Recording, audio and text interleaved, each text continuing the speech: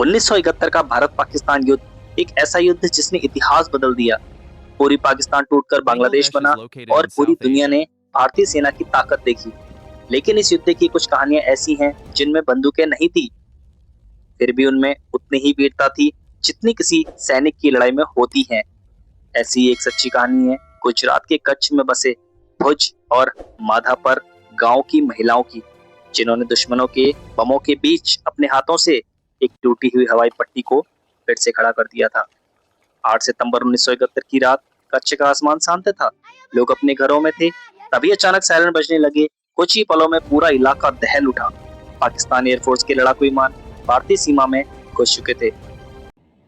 उस समय भुज एयरबेस भारतीय वायुसेना के लिए बेहद महत्वपूर्ण था।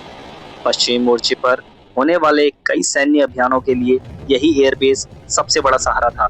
यहाँ से उड़ने वाले भारतीय लड़ाकू विमान पाकिस्तान के ठिकानों पर जवाबी हमले कर रहे थे।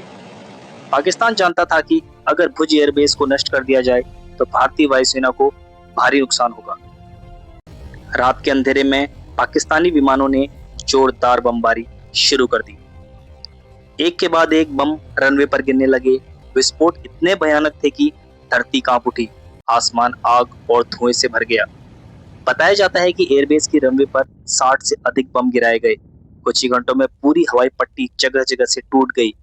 बड़े बड़े गड्ढे बन गए।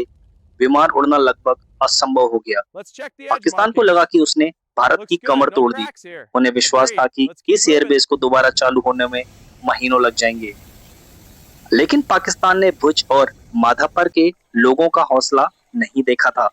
भुज एयरबेस के पास स्थित माधापर गांव के लोगों को जब पता चला कि रनवे बुरी तरह टूट चुकी है और सेना को मदद चाहिए, तो गांव के लोग बिना देर किए आगे आगे। इनमें सबसे बड़ी भूमिका महिलाओं ने निभाई।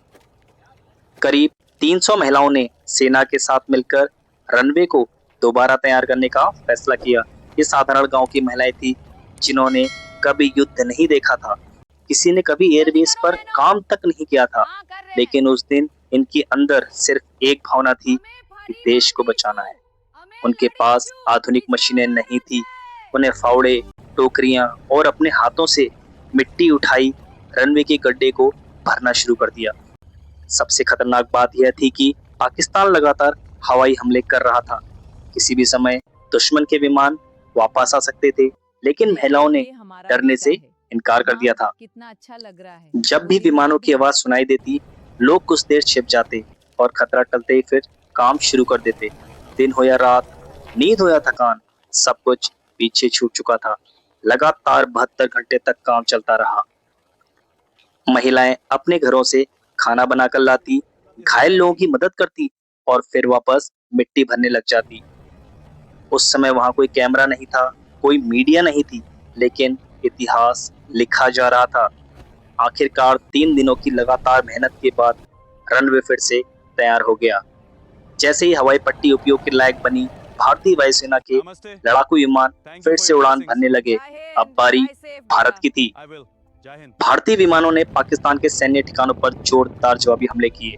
पश्चिमी मोर्चे पर भारतीय वायुसेना ने ऐसा दबाव बनाया कि पाकिस्तान के हौसले टूट गए। जिस रनवे को पाकिस्तान महीनों तक बंद मान रहा था, उसे गांव की महिलाओं ने सिर्फ 3 दिन में फिर से जिंदा कर दिया था। इस वीरता की खबर धीरे धीरे पूरे देश में फैल गई। तत्कालीन प्रधानमंत्री इंदिरा गांधी भी इन महिलाओं के साहस से प्रभावित हुई। युद्ध के बाद इन वीरांगनाओं को सम्मानित किया गया।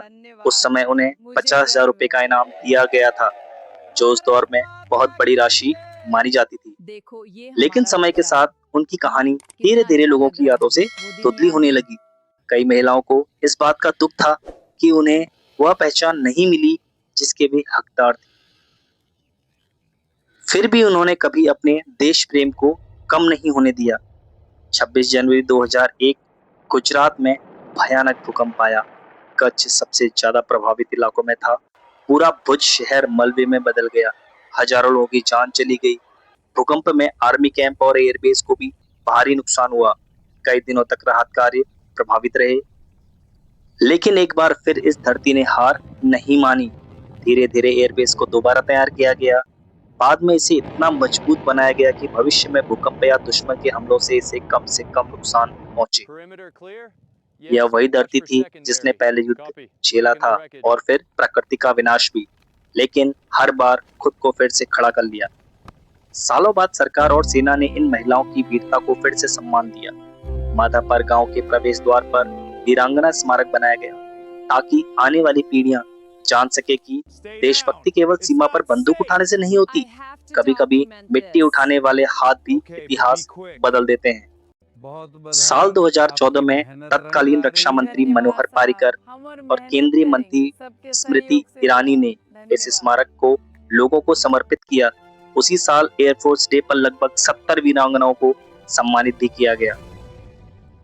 आज जब कोई भुज की ओर आता है तो यह स्मारक उसे याद दिलाता है कि देश की रक्षा केवल सैनिक ही नहीं करते, आम नागरिक भी अपने साहस से इतिहास लिख सकते हैं। 1971 की लड़ाई में भारत ने सैन्य जीत हासिल की, लेकिन भुज की महिलाओं ने जीत दिल से जीता। उन महिलाओं ने हाथों में हथियार नहीं थे, उन्हें कोई गोली नहीं चलाई, लेकिन उन्होंने जो किया वह किसी युद्ध से कम नहीं था। लेकिन उन्होंने जो किया वह किसी युद्ध से कम नहीं था। अगर उस समय रनवे पर समय पर तैयारी नहीं होती तो पश्चिमी मोर्चे पर भारतीय वायुसेना की स्थिति कमजोर पड़ सकती थी। इसलिए इतिहासकार भी मानते हैं कि माधापर गांव की महिलाओं का योगदान बेहद महत्वपूर्ण था। आज भी उनकी कहानी सुनकर सीना गर्व से चौड़ा हो जाता है। यह कहानी बताती है कि जब देश पर संकट आता है तब भारत की मिट्टी से केवल सैनिक ही नहीं, वीरांगनाएं भी जन्म लेती हैं। जय हिंद, जय भारत।